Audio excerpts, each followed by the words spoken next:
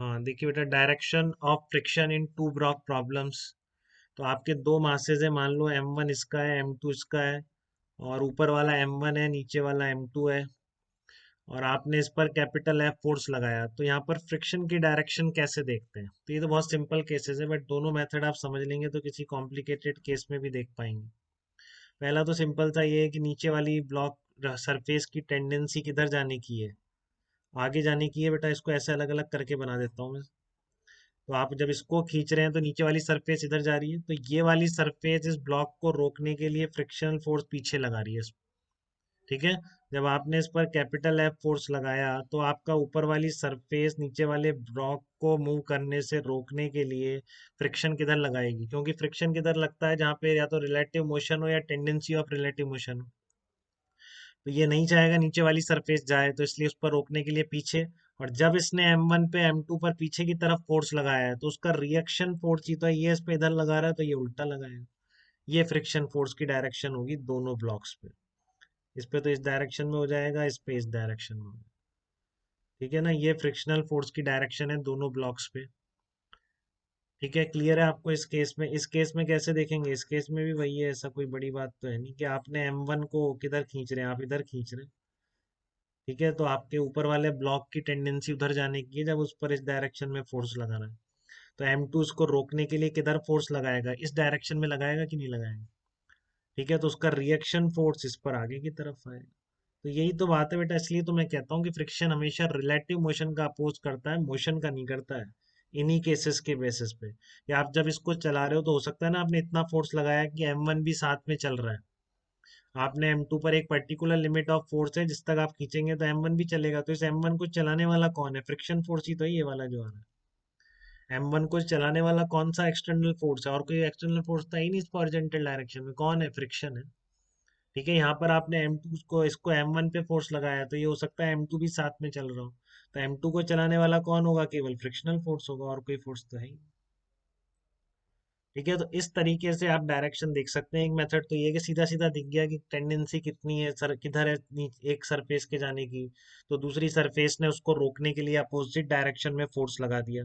कई बार इस मेथड में कंफ्यूजन हो जाए तो बेटा ये फाइनल मेथड है, ये आपको हमेशा सही आंसर बताएगा, थोड़ा सा टाइम लग सकता है।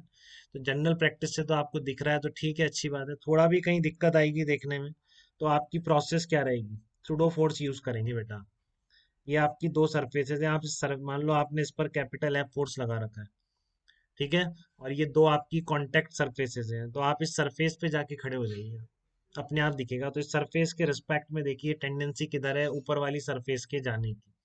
तो अगर आपका ऑब्जर्वर इस सरफेस पर ही पहुंच गया है, आपका ऑब्जर्वर इस सरफेस पर ही पहुंच गया है, तो वो नॉन इनर्शियल हो गया कि नहीं हो गया बेटा? अगर आपने अपना ऑब्जर्वर इसी सरफेस के ऊपर पहुंचा दिया है, तो आपका ऑब्जर्वर नॉन इनर्शियल हो जाएगा, क्योंकि ये सरफेस क्या एक्सलरेटेड है, इस पर फोर्स है। तो इस सरफेस के रिस्पेक्ट में देखने के लिए सुडो फोर्स किधर लग जाएगा? इस डायरेक्शन में लग जाएगा, ये Fp। तो जब इस सरफेस के रिस्पेक्ट में फोर्स ऐसे आ रहा है, तो ये सरफेस रोकने के लिए इस पर किधर फ्रिक्शन लगाएगी? इस डायरेक्शन में लगाएगी। और जब ये सरफेस इस पे लगाएगी तो नीचे वाले पर क्या आ जाएगा? अपोजिट आ जाएगा। ठीक है ना? तो इसमें क्या है, मेथड टू में क्या है, आप go to the contact surface. ठीक है ना, go to the contact surface. तो सरफेस पे जाके ही खड़े हो जाओगे आप, ऑब्जर्वर अपना वहीं खड़ा कर दोगे कॉन्टेक्ट सरफेस पर जाकर। ठीक है, तो फिर आप देखोगे कि वो नॉन इनर्शियल फ्रेम है, और सुडो फोर्स लगाएगा तो सुडो फोर्स के अपोजिट डायरेक्शन में फ्रिक्शन लगेगा। एक तरीका तो ये है।